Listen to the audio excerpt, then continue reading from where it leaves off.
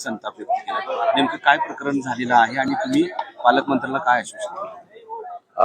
ITI कॉलेजच्या या ठिकाणी आज मतमोजणी ठेवलेली आहे. योग्य तो पोलीस बंदोबस्त लावलेला आहे या ठिकाणी. आणि या ठिकाणी जे मतमोजणीचे जे प्रतिनिधी आहेत ते चेकिंग करत असताना येत असताना काही घटना घडली आणि त्याच्यामध्ये पोलिसांची एक बाजू आहे जे आमचे अधिकारी मांडत आहेत. त्याचबरोबर शिवसेनेचे विकास जैन आणि ते जे पदाधिकारी आहेत ते एक बाजू सांगत आहेत. तर त्या बाबतीमध्ये निपक्षपाती आमच्या संबंधित DCPच्या कडून चौकशी केली जाईल आणि योग्य ते पुढील कारवाई केली जाईल. ज्यांच्याकडे कायदा सुव्यवस्था राखण्याची जबाबदारी असते ती बाहेर इकडे न राखता इथे राखल्यावरून संताप व्यक्त केला, अशी मारहाण करणं बरोबर आहे. अशा प्रकारे कोणालाही मारहाण केली असेल तर ती चुकीची आहे. पण नेमकं कशामुळे ही बाब घडली किंवा काय झालं याची देखील पडताळणी करणे आवश्यक आहे. पोलिसांची काय बाजू आहे? नाही, पोलिसांची आता मी बोलेन जी काय आहेत आमचे त्यांनी काही मला बातमी सांगितलेल्या आहेत त्या बाबी सगळ्या पडताळल्या जातील.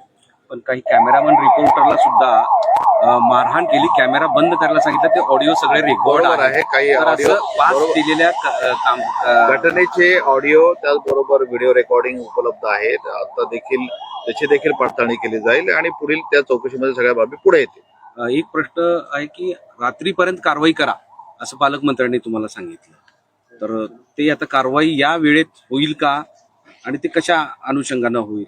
नाही, बघू आता. कारण की आज आता महत्वाचं म्हणजे आपल्याकरता मतदान आहे, मतमोजणी आहे. मतमोजणी नंतर आपला बाकीचा शहरातील बंदोबस्त देखील आहे आणि ही देखील बाब आहे. त्याच्याबद्दल आमचे अधिकारी कारवाई करतील. जे काय या केंद्राशिवाय SFS किंवा गरवारीला खूप मोठी गोंधळ उडालेला आहे आणि निवडणूक आयोगाचे कर्मचारी आणि पोलीस यामधला काहीच समन्वय नाही असं दिसतंय. आता या क्षणाला सुद्धा गरवारीच्या मध्ये गोंधळच सुरू आहे. तर हा सगळा गोंधळ ते म्हणतायत की पोलिसांमुळे झाला, पोलीस म्हणताय की ते इलेक्शन कमिशनच्या मुळे झाला. नेमकं काय झालं? नाही, जे काही आय कार्ड आहे ते आय कार्ड पडताळणी केल्याशिवाय कोणाला आत सोडलं जाणार नाहीये. पुरेशा अंतरावरती सर्व लोकांना आपण थांबण्यात आलेलं आहे आणि त्याच्यानंतर आपण त्या ठिकाणी योग्य ते चेकिंग केल्यानंतरच त्या लोकांना आपण सोडत आहोत. चेकिंग केल्याशिवाय अनोळखी आणि पासेस नसलेल्या लोकांना सोडण्यात येणार नाही. ते पडताळणी करणं चालू आहे आपलं. आणि सर, प्रश्न असा आहे की हे सगळं नव्यानं नाही होत की वर्षातून 2 वर्षातून निवडणुका होतच असतात. असा गोंधळ या संभाजीनगरच्या इतिहासात पहिल्यांदाच होतोय की सगळ्याच मतदान केंद्रावर दोन्हीकडून पोलीस आणि प्रशासन गोंधळ प्रचंड आहे. जिथं जावं तिथं सगळ्या समस्या आहेत. याला जबाबदार कोण आहे असा साहजिक प्रश्न पत्रकारांना आम्हाला पडतोय. प्रश्न तसा आहे की जे काही नियोजन योग्य पद्धतीने केलेलं आहे, फक्त पडताळणीचा प्रश्न आहे. ते तो करून आता थोड्या वेळात मतदान सुरू होईल त्याच्यामध्ये.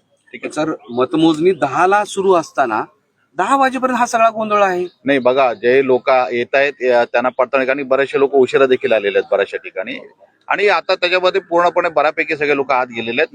मतमोजणी आता सुरू होईल. ओके,